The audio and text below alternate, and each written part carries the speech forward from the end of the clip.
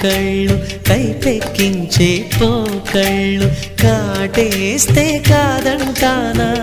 ఇప్పుడైనా వయసేమైనా సొగసేమైనా మరపించే మనసేమైనా నవ్వు నవరాత్రి నీ కోసం తీసుకువస్తున్నా మైనా ఏమైనావే మన్మథ మాసం అయినా ఎంతైనా ఇది మెత్తని మోసం